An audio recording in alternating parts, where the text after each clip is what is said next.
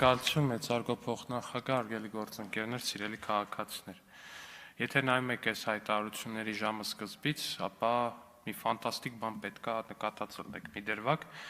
Այստեղից Հայաստան Դաշինքի падգամավոր Մհեր Մելքոնյանը ասում է Շիրակի թեմի առաջնորդի հայտարարությունները դրանք ժողովրդավարության առողջ դրսևորումներ են։ Հիշեցնեմ, որ արտահայտությունների մասին է խոսքը։ Ես կոչ եմ անում ռազմական հեղաշրջման։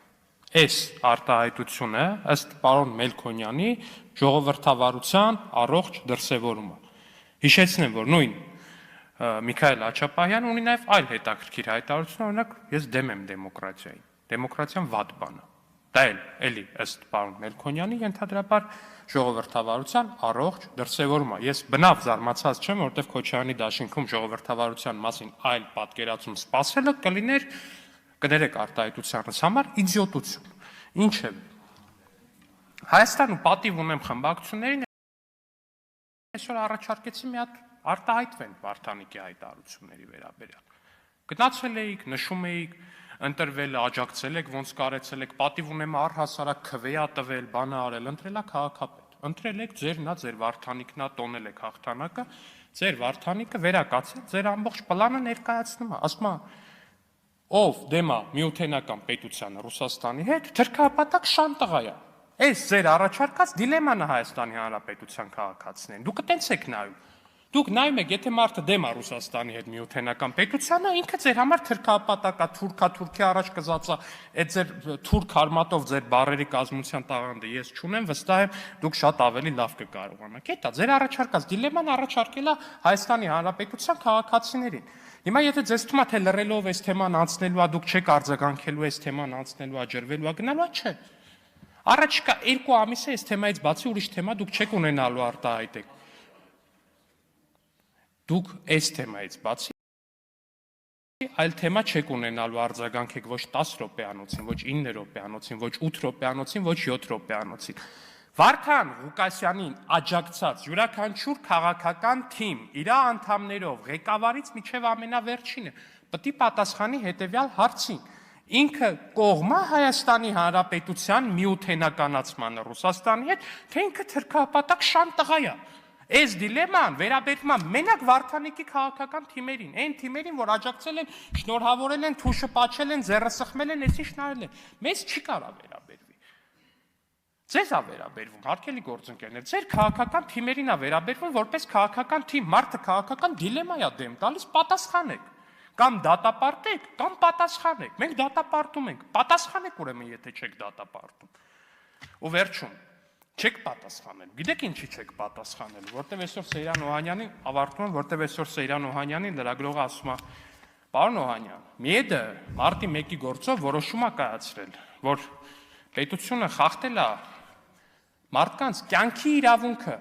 Սեյրան Օհանյանը, ձեր խմբակցության ղեկավարը, ինչ պատասխանի, որ լավ լինի։ ՄԻԵԴ-ի որոշումը կլասեք իմանանք էլի։ Գամեն մեկ է տերտերը, ձայն կարդում ես մազերը պիզպիզա կանգնում, ասում է, որ Նիկոլին, Ալենին, Արարատին սպանեմ, իս դրանից ինչ։ Գլուխդ պատին ինչ։ Այ քեզ բան։ Մի հատ էլ բան է, ասում է դուք հարձակվել եք եկեղեցու, եկեղեցին սարքել եք բան արա։ Կիլլերներ են արդեն բոցում, ասում է, որ սպանեմ, իս դրանից ինչ, կիրպիչ ասենք, ինչ։ Ողորմելի ստահակներով հավաքվել են, նստել գծել են ով ում սպանի, ով ոնց սպանի, բա որ սենց սպանենք, բա ոնց անեմ, որ մենակ Նիկոլին չսպանեմ, Արարատն ու Ալենն էլ հետը ըլնեն, այս մեկն էլ ըլնի, բա այս մեկը ոնց անենք, այն մեկը ոնց անենք, եկել ասեն, բա մենք հայրենիք, պատիվ արժե, թքած ունեմ այտենց պատվի վրա, այտենց արժանապատվության վրա էլ որ մարդկանց արյան միջով է անցնում արա։ Դե արի մի ասա։ Բայց այդ ամեն ինչը ես բանա, ասում եմ ինտերնետը պետք է անջատեին բան։ Պատկերացնում եք ավտորիտար իշխանությունների դեմ պայքարը, իրանք սենց են ասում, էլ ասենք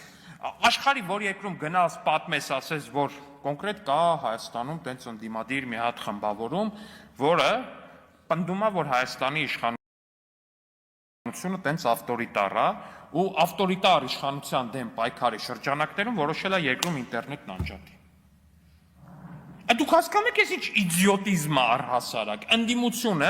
փորձում է ընդդիմադիր յանիմ թե խաղաղ անհնազանդության ակցիաներ են, որ գալիս տեղ կուտեն իրանց արևին, իրանց տալիս գնում են, խաղաղ անհնազանդության շրջանակներում ասում է ինտերնետը անջատ է, ահա դուք հիվանդ չեք, ասենք մեկ հիշեք 2018 էլի,